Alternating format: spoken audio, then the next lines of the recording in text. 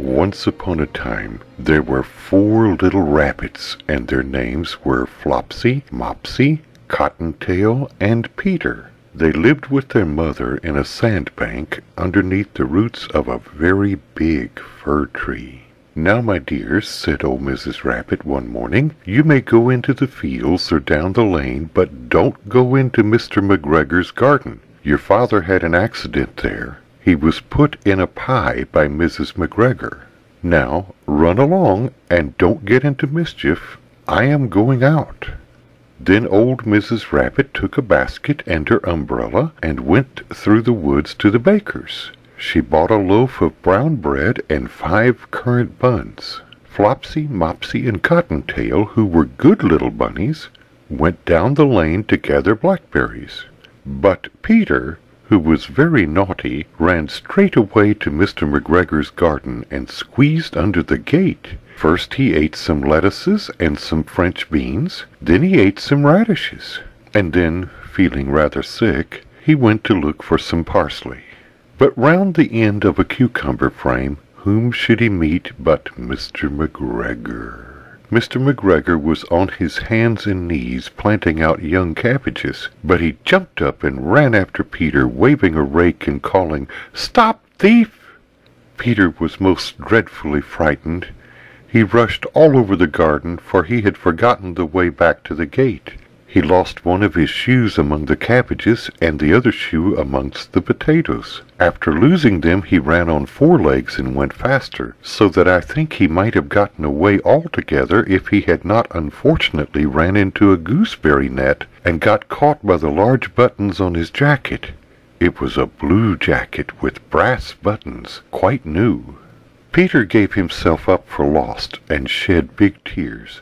But his sobs were overheard by some friendly sparrows, who flew to him in great excitement and implored him to exert himself. Mr. McGregor came up with a sieve which he intended to pop upon the top of Peter, but Peter wriggled out just in time, leaving his jacket behind him, and rushed into the tool shed and jumped into a can. It would have been a beautiful thing to hide in if it had not had so much water in it.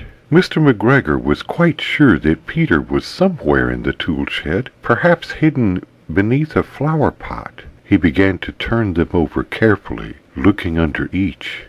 Presently Peter sneezed. "Kerty-shoo!"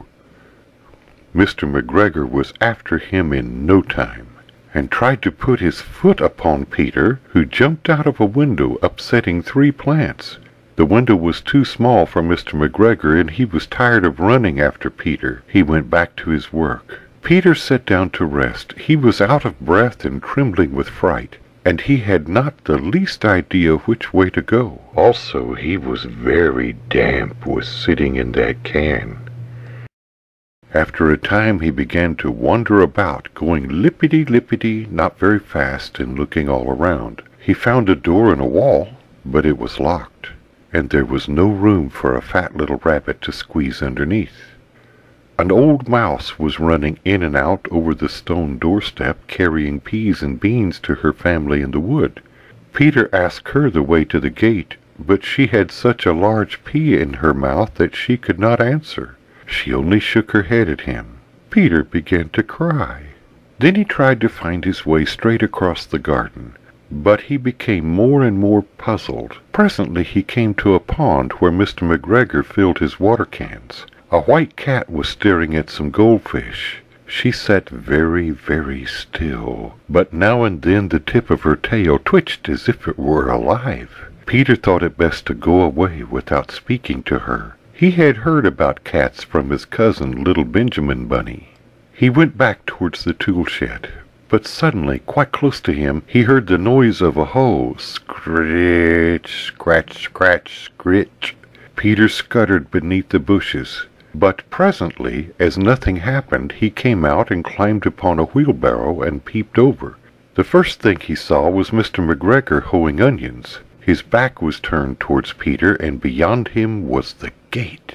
Peter got down very quietly off the wheelbarrow and started running as fast as he could go along a straight walk behind some black currant bushes. Mr. McGregor caught sight of him at the corner, but Peter did not care. He slipped underneath the gate and was safe at last in the wood outside the garden. Mr. McGregor hung up the little jacket and the shoes for a scarecrow to frighten the blackbirds. Peter never stopped running or looked behind him until he got home to the big fir tree. He was so tired that he flopped down upon the nice soft sand on the floor of the rabbit hole and shut his eyes. His mother was busy cooking. She wondered what he had done with his clothes. It was the second little jacket and pair of shoes that Peter had lost in a fortnight. I am sorry to say that Peter was not very well during the evening. His mother put him to bed and made some chamomile tea, and she gave a dose of it to Peter. 1 tablespoonful to be taken at bedtime. But Flopsy, Mopsy, and Cottontail had bread and milk and blackberries for supper.